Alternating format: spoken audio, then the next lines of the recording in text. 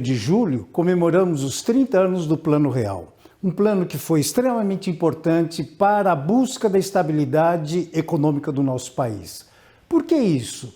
Porque, principalmente quando nós consideramos a década de 70, quando foi o período do famoso milagre econômico, esse milagre econômico trouxe problemas seríssimos à nossa economia, principalmente no que diz respeito ao déficit fiscal. Associado a ele, choques externos, notadamente no que diz respeito à elevação do preço do barril de petróleo no mercado internacional.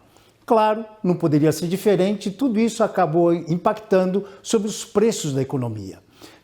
Costumamos dizer que o processo inflacionário do nosso país começa então justamente nesse período.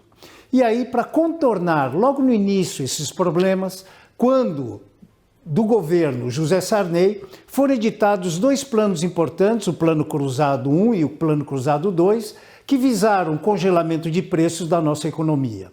Claro, todo tipo de intervenção sobre essas relações de mercado acabam criando problemas maiores. Tanto é que o combate à inflação ela foi um tanto quanto que duvidoso.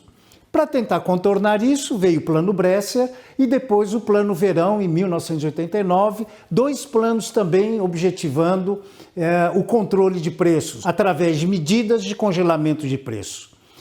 Aí veio o governo Collor de Mello.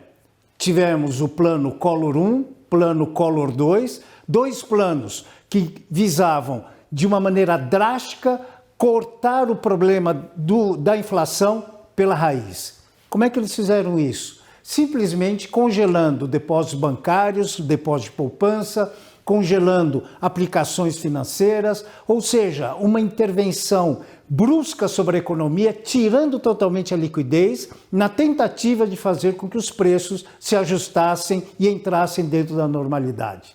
Claro que isso criou um clima de insatisfação muito grande, principalmente junto à população, associado a questões de natureza política que fizeram esse governo terminar prematuramente. E aí veio o governo Itamar, que durante o seu governo criou o chamado Plano de Estabilização Econômica. Plano de estabilização que criou uma unidade referencial de valor, chamada Unidade Real de Valor, que é exatamente um processo que antecedeu a implementação do Plano Real. E aí, para se ter uma ideia, um pouco antes do início do Plano Real, a inflação, em termos anualizados, chegava a 4.922%.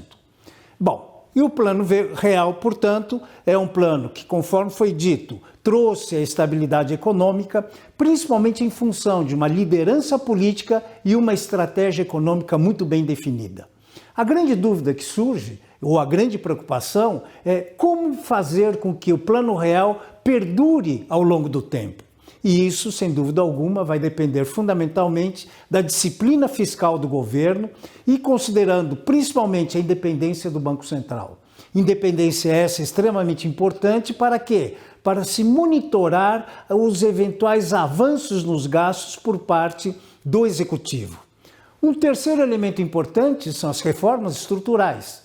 E quando falamos de reformas estruturais, estamos falando fundamentalmente da reforma tributária, da reforma previdenciária e também da reforma administrativa. Não podemos esquecer também dos investimentos em educação.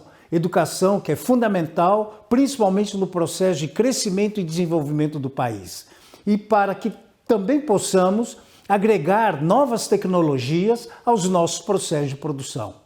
E tudo isso só e somente terá sucesso à medida que nós tivermos o elemento fundamental que é a estabilidade política.